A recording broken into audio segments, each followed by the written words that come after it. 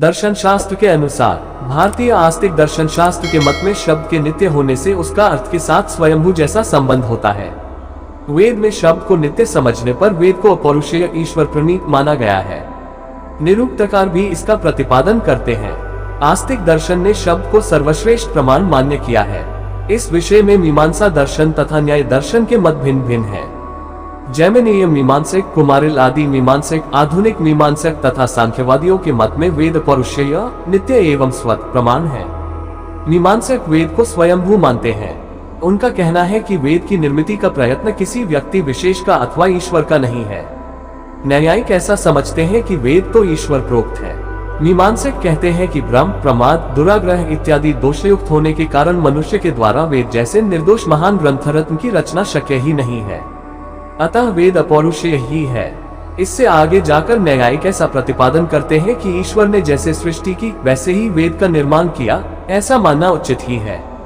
श्रुति के मतानुसार वेद तो महाभूतों का श्वास यस्य श्वति संवेदा है। श्वास प्रश्वास स्वत आविर्भूत होते हैं, अतः उनके लिए मनुष्य के प्रयत्न की अथवा बुद्धि की अपेक्षा नहीं होती।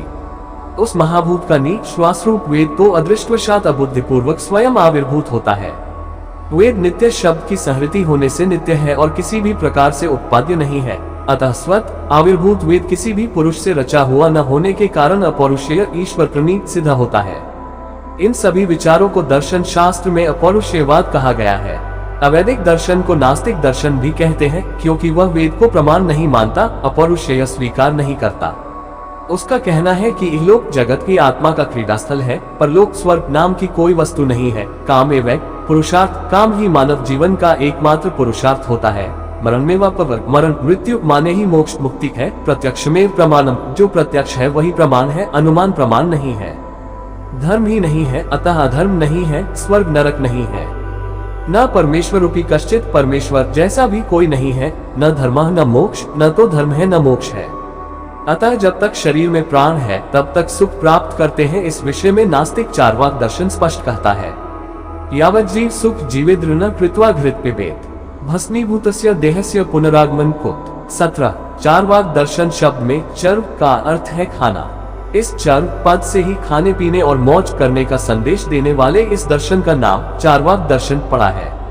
गुणरत्न ने इसकी व्याख्या इस प्रकार से की है, परमेश्वर, वेद, पुण्य पाप, स्वर्ग नरक, आत्मा, मुक्ति इत्यादि का जिसने चरवन नामशेष कर दिया है वह चार्वाक दर्शन है। इस मत के लोगों का लक्ष्य स्वमत स्थापन की अपेक्षा परमत खंडन के प्रति अधिक रहने से उनको वैतनिक कहा गया है। वे लोग वेद प्रामाण्य मानते ही नहीं। 1 जगत, 2 जीव, 3 ईश्वर और 4 मोक्ष, यही 4 प्रमुख प्रतिपाद्य विषय सभी दर्शनों के होते हैं। आचार्य श्री हरिभद्र ने शतदर्शन समुच्चय नाम का अपने ग्रंथ में 1 न्याय, 2 वैशेषिक, 3 सांख्य, 4 योग, 5 मीमांसा और 6 वेदांत, इन 6 को वैदिक दर्शन, आस्तिक दर्शन तथा 7 चार्वाक, 8 बौद्ध और 9 जैन, इन 3 को अवैदिक दर्शन, नास्तिक दर्शन कहा है और उन सब पर विस्तृत विचार प्रस्तुत किया है। वेद को प्रमाण मानने वाले आस्तिक और न मानने वाले नास्तिक हैं। इस दृष्टि से उपर्युक्त न्याय, वैशेषिक आदि शतदर्शन को आस्तिक और चार्वाक आदि दर्शन को नास्तिक कहा गया है। दर्शन शास्त्र का मूल मंत्र है आत्मान विद्धि, अर्थात आत्मा को जानो। पिंड ब्रह्मांड में ओतप्रोत हुआ एकमेव आत्म तत्व का दर्शन, साक्षात्कार कर लेना ही मानव जीवन का अंतिम साध्य है, ऐसा वेद कहता है।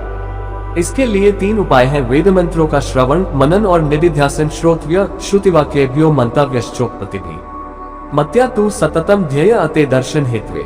इसीलिए तो मनीषी लोग कहते हैं यस्तम वेद स वेदविद, अर्थात ऐसे आत्म तत्व को जो सदाचारी व्यक्ति जानता है वह वेदज्ञ, वेद को जानने वाला है।